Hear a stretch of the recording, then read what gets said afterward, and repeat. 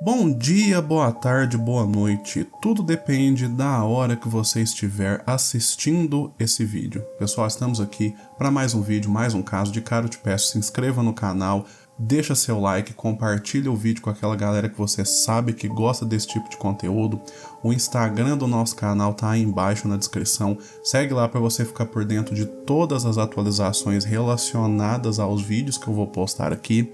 O caso que eu trago para vocês hoje é um caso que aconteceu no final dos anos 90, início dos anos 2000, e é um caso que não é muito divulgado, né, pelo menos aqui no Brasil, mas é um caso que, de qualquer jeito, deixou a nação norte-americana preocupada.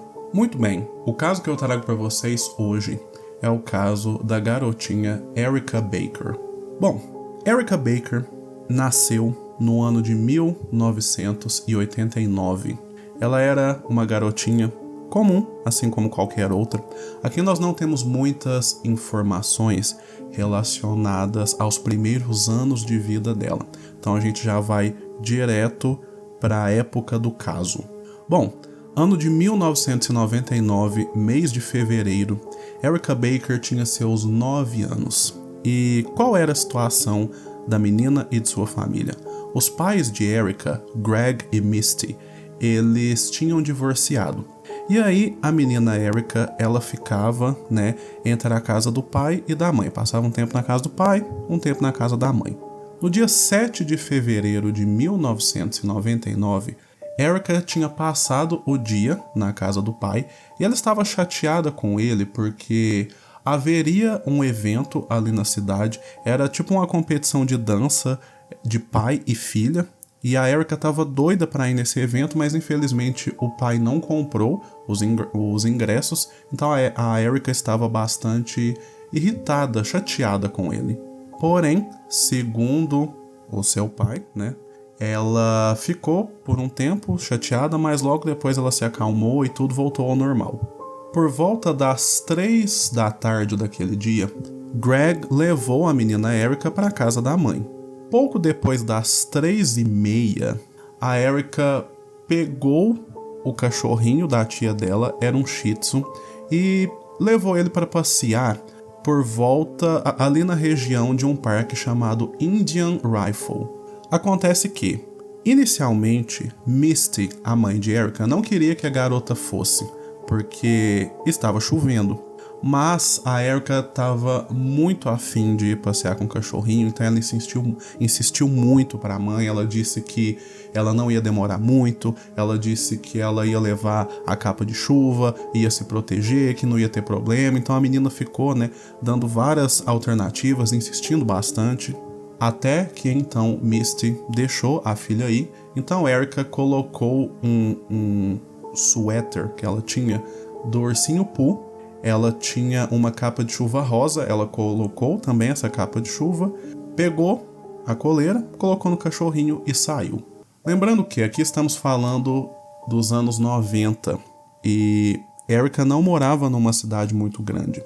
Para quem se lembra, para quem sabe, durante ali os anos 70, 80, 90, era muito comum as crianças saírem para a rua para brincar ou para andar sem a supervisão dos adultos, Hoje em dia isso é uma coisa difícil de acontecer, até porque a gente sabe, que o nível da violência tá alto, mas antigamente era muito comum crianças pequenas, antes mesmo de completarem 10 anos, era muito comum a gente ver crianças ou até grupo de crianças andarem sozinhas pelas ruas, passarem o dia inteiro na rua sem problema nenhum.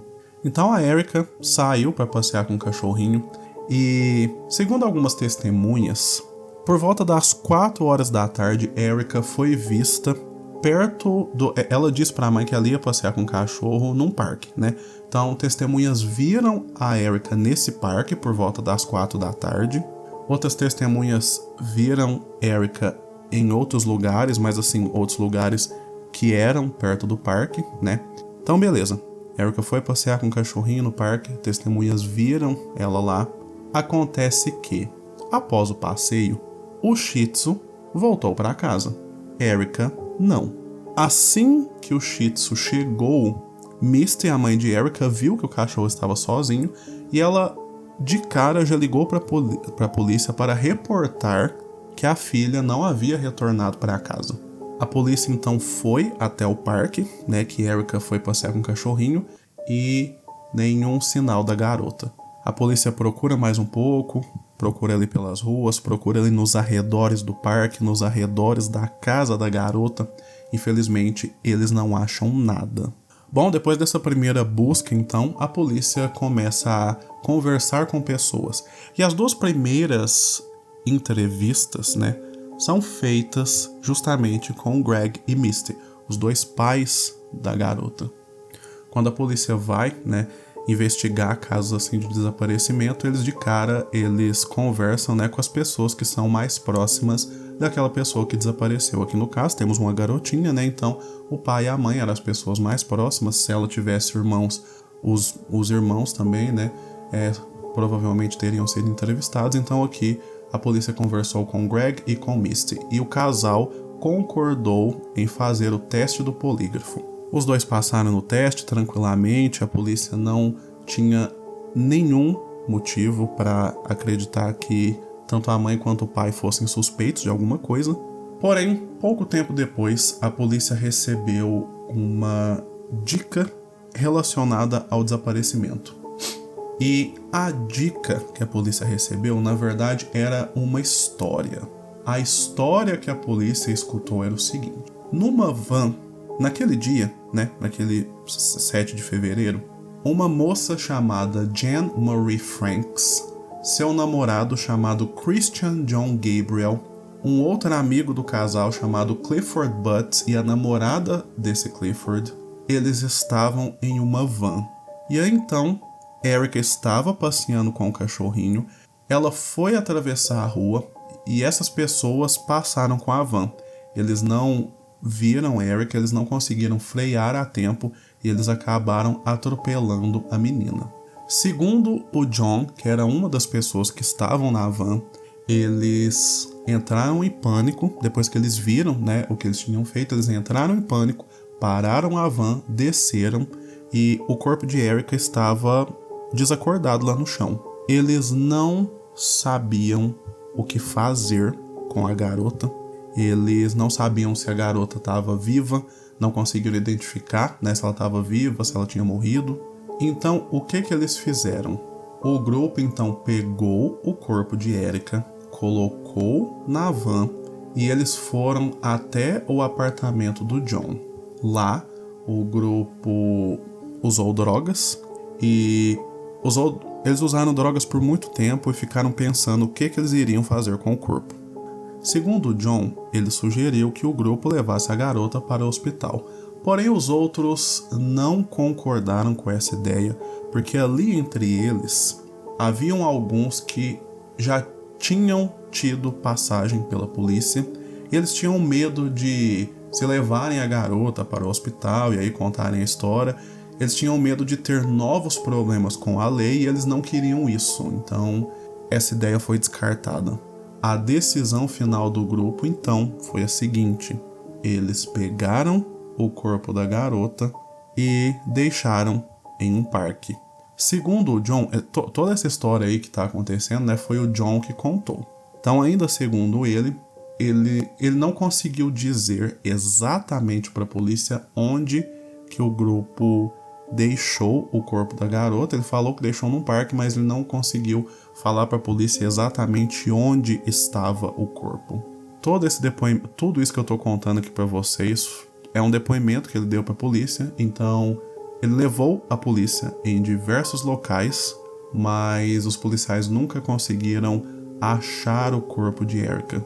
A van que teria atropelado a garota, o próprio John, dias depois, ali mesmo naquele mês de fevereiro, ele vendeu a van para um homem chamado Kevin Smith. Porém, a polícia achou, né, esse Kevin, achou a van, a polícia averigou ali a van, porém não acharam nada, nenhuma evidência, sangue, pedaço de roupa da menina, nada, nenhum tipo de evidência que estivesse conectada com Erica Baker. Essa história, então, esse depoimento que John deu para a polícia, isso aconteceu porque a polícia recebeu uma denúncia, né? E aí a polícia seguiu essa denúncia e aí foi atrás do John, levou o John para ser interrogado e aí o John então contou toda essa história. Porém, fica no ar o seguinte: essa história é verdadeira ou o John mentiu? Será que o John inventou isso tudo? Porque assim, né, o John contou toda essa história, né, envolveu aí outras pessoas nessa história, e só que não existe nada que corrobora o que o John falou, né? Então, qual que é a situação? Tem essa história, né? Só que a polícia não foi capaz de provar se essa história é verdade ou não. E aí fica duas coisas. Por que o John mentiria? O que o John ia ganhar mentindo sobre essa história? Se a gente for pensar por esse lado, então a gente pode entender que realmente o John fez uma confissão verdadeira. Só que por outro lado, a polícia não tem nenhuma evidência para conseguir corroborar essa história do John. Então assim, num possível julgamento, sem evidências, né, talvez essa história não passaria uma credibilidade exata. Porém, depois, né, do John ter contado essa história, a polícia ficou de olho nele e nas pessoas que supostamente estavam envolvidas, né? A Jen, o próprio John, o Clifford e a namorada do Clifford. No ano de 2001, Jen, uma das mulheres envolvidas, ela faleceu depois de uma overdose. Porém, antes de sua morte, acredita-se que ela confessou para a sua advogada ter envolvimento com a morte de Erica, né? Existe aí a possibilidade de que no seu leito de morte Jen falou com a advogada e contou tudo. Porém, a advogada se recusa a revelar qualquer tipo de detalhe sobre essa história porque foi uma conversa privada ali, né, dela com a cliente, e existe aí um advogado, quando ele tem conversas com seu cliente, ele não é obrigado a revelar o conteúdo dessas conversas, né? Ele pode simplesmente manter essa história para si. E foi o que a advogada fez. Ela nunca revelou nenhum detalhe dessa história.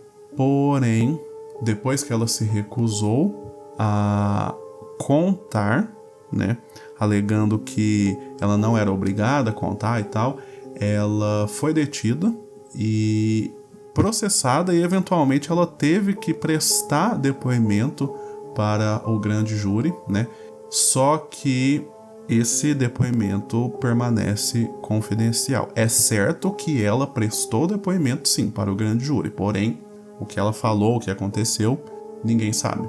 O John também foi acusado, né? Ele foi acusado por abuso de cadáver, foi acusado por ter escondido ou manipulado evidências, e ele recebeu uma sentença de 6 anos de prisão. Acontece aqui o seguinte: eu falei para vocês que não dava para saber se o John estava mentindo ou não sobre essa história dele, né?